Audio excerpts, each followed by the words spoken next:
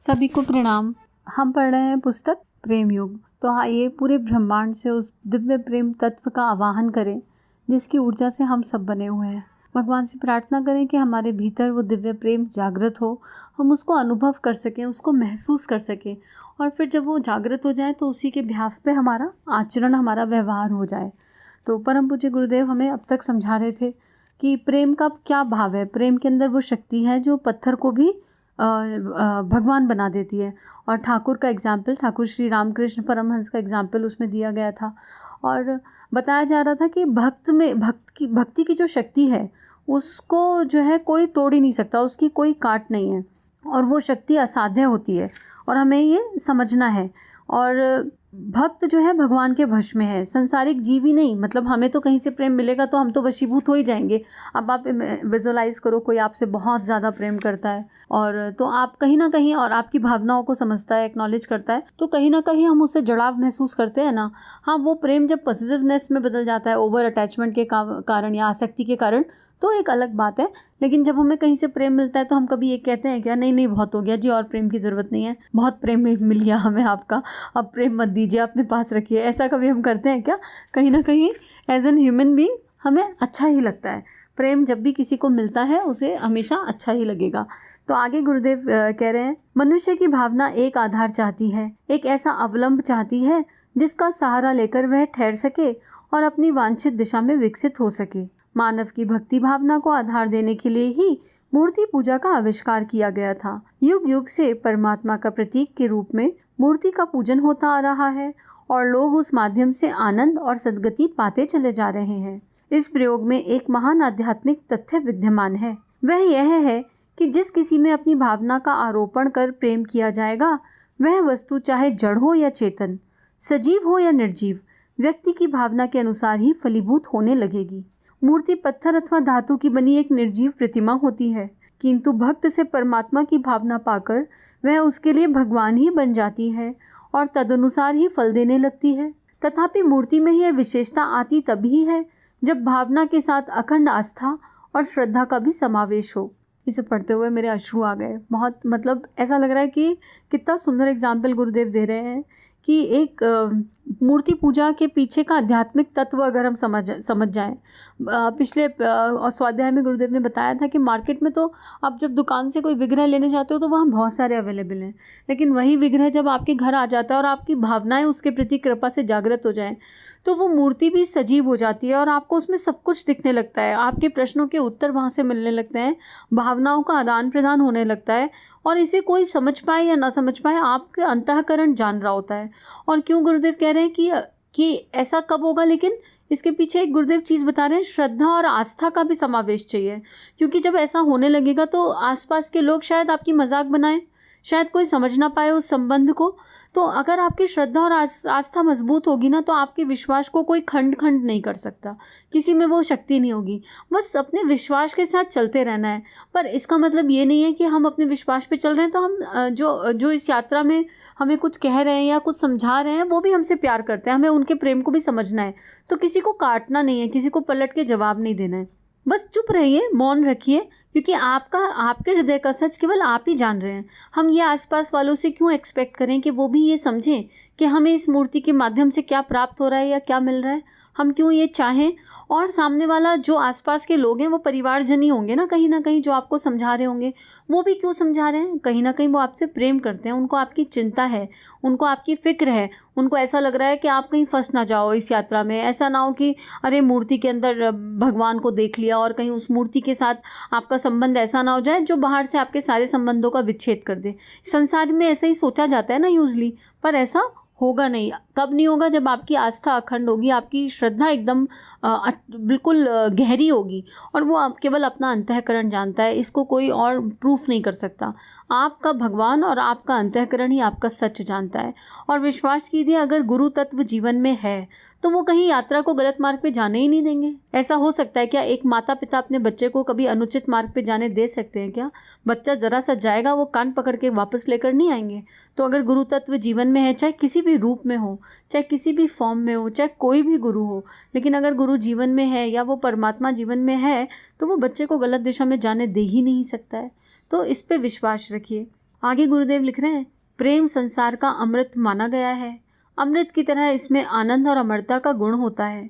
प्रेमी का हृदय प्रतिक्षण आनंद से परावलित रहता है। परमात्मा के सानिध्य पाकर वह अमर पद को पा लेता है। इसलिए इन दोनों स्थितियों को पाकर मानव जीवन सफल और सार्थक बनने के लिए प्रेम की साधना ही करनी चाहिए। यह साधना अपने आसपास से प्रारंभ कर जीव मात्र को लेते हुए निखिल ब्रह्मांड तक विस्तृत की जाती है और प्रेम ही परमात्मा है। इस तथ्य वाक्यांश को अपने इसी जीवन में चरितार्थ कर मुक्ति और मोक्ष का लाभ उठाया जा सकता है।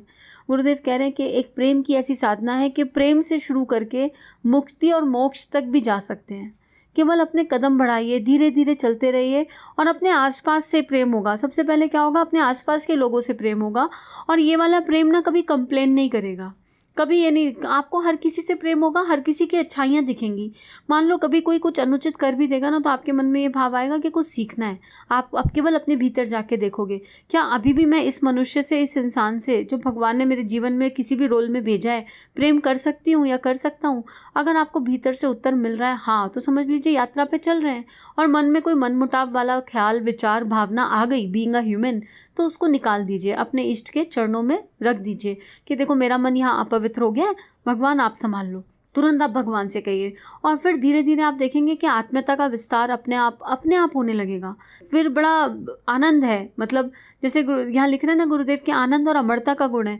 फिर एक अलग ही फीलिंग रहेगी। कोई कुछ भी करे फिर आपके आसपास, आपका ध्यान उस तरफ जाएगा ही नहीं। आपके मन में केवल सद्भावना, केवल प्रेम, केवल करुणा, केवल सबके कल्याण का भाव, इसके अलावा कोई और फीलिंग ही नहीं होगी। और आत्मनिर्माण की ओर नज़रें उठी रहेंगी, केवल वहीं पे नज़रें गड़ी होंगी।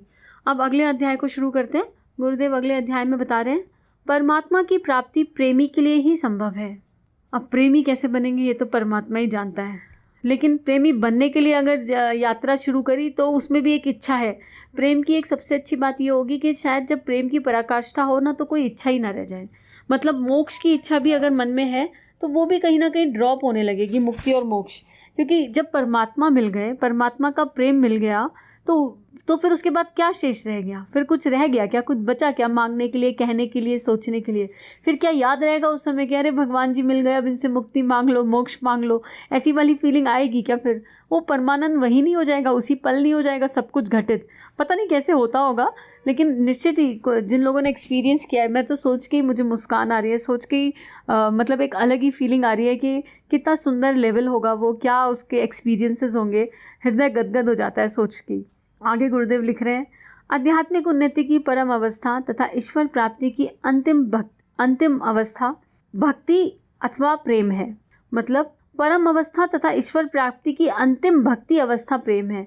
और ये गुरुदेव ने पहले भी बताया कि प्रेम की पराकाष्ठा ही भक्ति है। भक्ति का स्वरूप भी निस्वार्थ प्रेम ही कहा गया है। इस विषय में कोई विवाद नहीं कि परमात्मा की प्राप्ति के अन्य सभी साधनों में प्रेम का समावेश होना चाहिए। वस्तु कितनी ही सुंदर क्यों ना हो, पर यदि उसके प्रति आकर्षण का भाव नहीं होगा तो ना तो उसकी प्राप्ति का प्रयत्न ही हो सकता है और ना उस प्रयत्न में चिरस्थायी ही रहा जा सकता है। प्रेम का विकसित रूप ही आध्यात्मिक गुणों, श्रद्धा, भक्ति, विश्वास आदि के रूप में प्रकट होता है, पर ईश्वर उपासना में उसे किसी न किसी रूप में प्रकट होना आवश्यक है। इसके बिना उपासना अधूरी है। सच्ची भक्ति ही प्रेम है, प्रेम ही परमात्मा का प्रकट स्वरूप है। गुरुदेव कितनी प्यारी बात लिख रहे हैं कि जैसे जैसे प्रेम विकसित होगा तो पहले वो एक होगा, फिर दो तक होगा, फिर आसपास तक होगा, फिर वो दायरा उसका बड़ा होता जाएगा और धीरे धीरे वो परिवार, समाज, फिर पूरे विश्व के लिए हमारे मन में करुणा संवेदना होंगी और धीरे धीरे आध्यात्मिक गुणों का विकास होने लगेगा। आध्यात्मिक गुणों के विकास की जब बात कही जा रही है तो उसका मतलब क्या है? केवल आध्यात्मिक गुण क्या है? श्रेष्ठ गुण। और श्रेष्ठ गुण किसके अंदर है? जिसके अंदर विकार, जो मुख्य विकार हैं वो कौन से हैं? राग, द्वेष, छल, कपट, ईर्ष्या, अहंकार, यही तो विकार है। तो ये विकारों से मुक्ति हो जाएगी तो सारे आध्यात्मिक गुण प्रकट हो जाएंगे। मूल आध्यात्मिक गुण क्या है आत्मा के? अगर देखा जाए तो प्रेम, करुणा, सद्भावना, शक्ति, ऑनेस्टी, ये सारे तो आत्मा के मूल गुण हैं एकदम, जो कहीं से एक्वायर नहीं करने, जो हमारे अंदर ही कहीं छुपे हुए हैं, बस उनके ऊपर मिट्टी चढ़ गई है। तो ये सारे गुण जो हैं अपने आप विकसित होने लगेंगे। और इसके साथ क्या विकसित होगी? श्रद्धा और भक्ति। श्रद्धा हमेशा अनजाने अनदेखे के प्रति होती है और भक्ति का तो रस पूछिए ही मत। अभी भक्ति की यात्रा बहुत मतलब भक्त की शिरोमणि, जब भक्तों के बारे में सोचो तो हनुमान जी भक्त शिरोमणि, राधा रानी, माँ मीरा, कबीर दास, स्वयं गुरुदेव भक्त भी थे, ज्ञानी थे लेकिन भक्त थे माँ गायत्री के, दादा गुरुदेव के, माँ वंदनीय माता जी की भक्ति, विवेकानंद जी की भक्ति। तो ये ऐसे ऐसे भक्त हैं कि इनके चरणों की धूल भी अगर लग जाए अपने माथे और इनका आशीर्वाद मिल जाए एक बूंद, तो कभी ना कभी किसी ना किसी जीवन में तो शायद भक्ति समझ में आने लगेगी क्या है। लेकिन उस तरफ एक कदम तो बढ़ाएं, सोचें तो सही कि हम उस तरफ चल पा रहे हैं कि नहीं चल पा रहे हैं, अपना आत्म मंथन तो करें, तो ये सारे गुण अपने आप प्रकट होने लगेंगे। और गुरुदेव कह रहे हैं कि अगर आपके हृदय में प्रेम है तो वो किसी ना किसी रूप में प्रकट होना आवश्यक है, तभी पता चलेगा प्रेम है। अब अभी मान लो हमारे अंदर प्रेम है और हम कहते हैं प्रेम है, लेकिन हमारे लाइफ में उपासना से रिलेटेड कोई चीज़ नहीं है, केवल मान लीजिए कोई ज्ञानी है, या ज्ञान को ये ज्ञानी का एग्जाम्पल लेके ये नहीं कहा जा रहा कि ज्ञान मार्ग जो है कोई कम है या छोटा है, नहीं, कि सारे मार्गों की अपनी एक वैल्यू है, चाहे वो ज्ञान मार्ग हो, चाहे कर्म मार्ग हो, चाहे भक्ति मार्ग हो, और हर आत्मा को, हर जीवात्मा को सारे मार्गों से होकर गुजरना ही है। वो किस जन्म में क्या यात्रा होगी ये तो परमात्मा ही जाने, तो हर यात्रा पे होकर गुजरना है। लेकिन जैसे जब बहुत ज्ञान में होते हैं तो कर्मकांड या उपासना या दिया जगाना या छोटे छोटे मूर्ति पूजा, ये सब चीज़ें कम समझ में आती हैं। लेकिन जब उसी ज्ञान में भक्ति प्रकट होने लगेगी तो वो अपने आप किसी न किसी रूप में दिखाई देगी। और गुरुदेव कह रहे हैं इसके बिना उपासना अधूरी है। ये बहुत इंपॉर्टेंट है कि सच्ची भक्ति ही प्रेम है, क्योंकि और प्रेम ही परमात्मा का प्रकट स्वरूप है, तो वो कहीं ना कहीं अपने आचरण में दिखना चाहिए, और उसके लिए किसी से अप्रूवल लेने की ज़रूरत नहीं है, वो दिखना चाहिए। आपको आपका हृदय बता देगा, आपको आपका गुरु बता देगा कि यात्रा कहाँ जा रही है, कैसी जा रही है। और बाकी तो हर इंसान, हर मनुष्य में भगवान ही बोल रहा है। तो जहाँ से भी कुछ कहा जा रहा है, कुछ आप अगर कहीं से कुछ सुनते हैं, कोई फीडबैक मिलता है आपको, तो उसको ध्यान से सुनिए।